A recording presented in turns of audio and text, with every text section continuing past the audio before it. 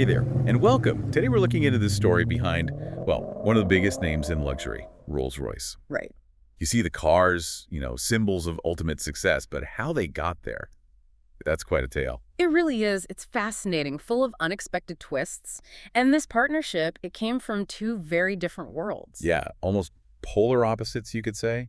One side you have real hardship, the other privilege, definitely. And somehow, these two lives came together, created something, well, extraordinary. So let's start with Frederick Henry Royce, born back in 1863.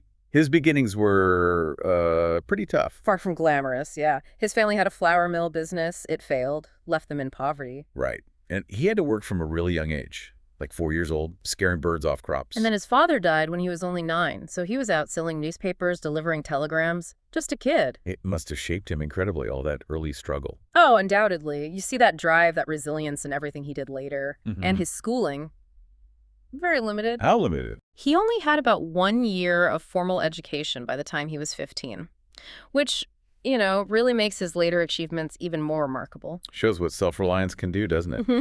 Despite that lack of schooling, he clearly wanted to learn. Absolutely. He got an apprenticeship, Great Northern Railway Works, Mm-hmm. and even though money was incredibly tight, he spent his spare time teaching himself algebra, French, electrical engineering. Wow. All on his own? Mostly, yeah. But then, lack of funds forced him to leave the apprenticeship after just 3 years. But he didn't give up on engineering, did he? Not at all. He kept pushing, worked various jobs, tool making in Leeds, then with electrical companies in London, Liverpool, always aiming higher. He wanted to be his own boss, essentially, make his own things. Exactly. And he did it. At 22, he teamed up with a guy named Ernest Claremont, started F.H. Royce and Company. What did they make? Electrical bits and pieces at first, Yeah. Doorbells, dynamos, those early generators, Crucial stuff back then. Later, they even got into electric cranes. Okay, so successful in electrical engineering. But then, cars caught his eye. Yeah, that's the interesting turn. Around 1901, he bought a used car, a French one, a de Cauville. And he wasn't impressed. Not remotely. He was apparently really dissatisfied with how it was built, how unreliable it was. And Royce, being Royce, he just decided.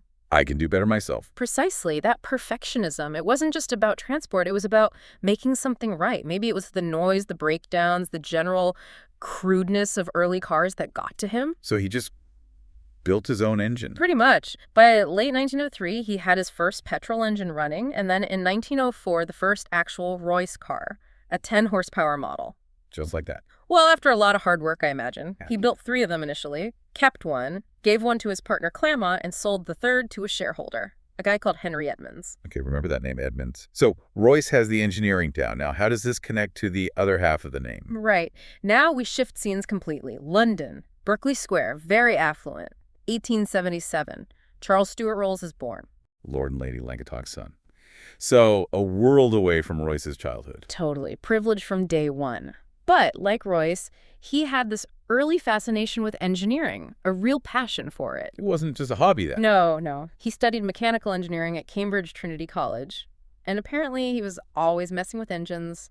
Got the nickname Dirty Rolls. I like that. And he was into cars early on. Oh, yeah. He was actually the first undergraduate at Cambridge ever to own a car. Bought a Peugeot in Paris when he was just 18. Think about that. Cars were still so new, such a novelty. Shows he was an early adopter, definitely ahead of the curve. Very much so. After graduating, he worked a bit on a steam yacht, railway stuff. But his real interest, motoring and selling. Ah, the salesmanship side. Yep.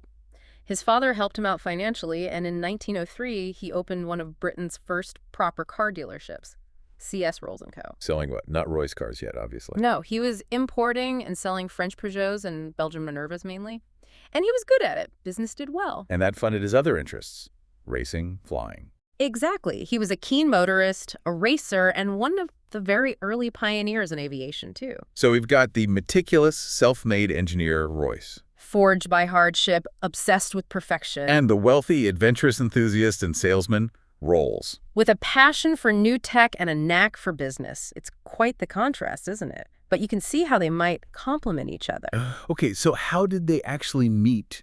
That shareholder, Edmonds, right? That's the key link. Henry Edmonds, he owned one of those first Royce cars, remember? Yeah. And he was also friends with Rolls. So Edmonds starts raving to Rolls about this amazing new car he's got, built by this Royce fellow. And Rolls was interested. He was selling foreign cars after all. He was, but maybe getting a bit frustrated, only selling imports. He wanted something British, perhaps something of truly top quality. So Edmonds arranges a meeting. The famous meeting at the Midland Hotel in Manchester, May 1904.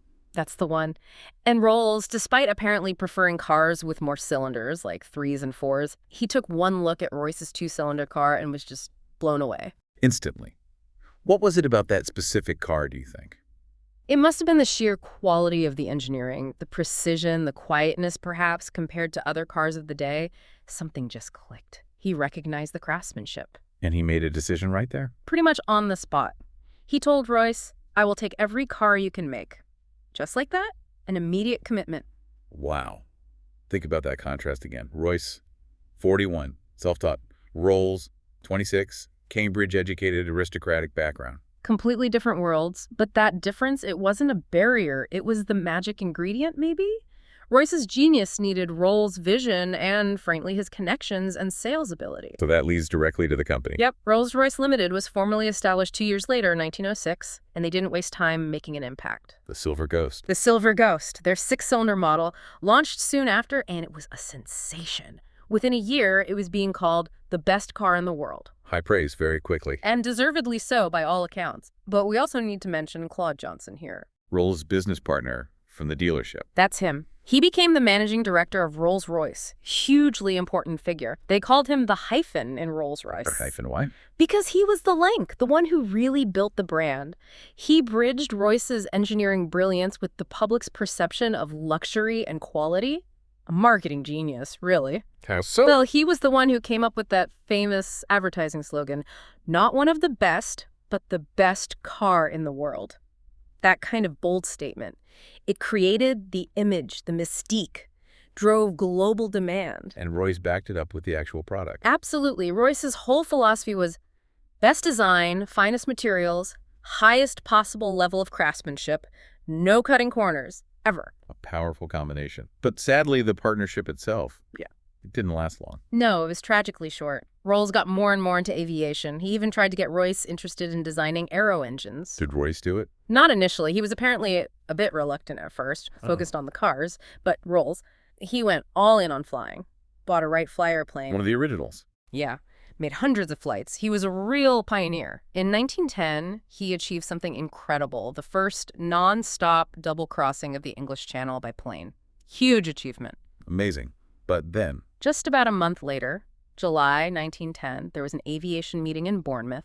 His plane, the tail broke off during a maneuver. He crashed. Oh, no. He was killed instantly. Only 32 years old. He became the first Briton to die in a powered aircraft accident. How incredibly sad. Such a dynamic figure, gone so young. What did that mean for the company? A huge blow, obviously. The end of that unique personal partnership. But Royce, he carried on. That relentless work ethic just kicked in again. He solidified the company's reputation on his own. He did. The focus on quality, on innovative design just continued. And interestingly, during World War I, the company did start making aero engines, just as Rolls had wanted years earlier. Fulfilled his vision in a way. In a way, yes. Though Royce himself, that dedication came at a personal cost, didn't it? Yeah, his health suffered. The reports mentioned poor nutrition, overwork. Right. He ended up semi-invalid in his later years. But he never stopped working, never stopped designing, still passionate about engineering. Right up to the end? Apparently so. Wow. They say his very last sketch was done from his deathbed. He died in 1933, age 70. Just incredible commitment. And that commitment, that legacy from both men, it lives on. Oh, absolutely. Rolls-Royce today is still this global icon of luxury, of wealth. Dealerships everywhere, over 40 countries. All owned by BMW, right? Yeah. But still making those incredibly exclusive cars. Exactly. The Cullinan, the Ghost, Phantom, Wraith, Dawn. Under the current CEO, Torsten Müller-Ötvös. Still aiming for that pinnacle of automotive excellence. But it all goes back to that initial vision, doesn't it? That unlikely pairing.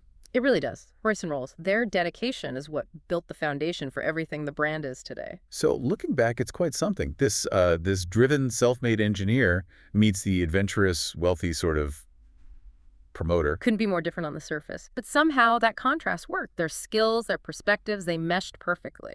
Created something lasting, something exceptional. Makes you think, doesn't it? What is it about this story that really stands out to you listening now? Is it that absolute dedication to quality? Or the power of partnership even between opposites? Or maybe just that relentless drive to aim high, to pursue big goals against the odds.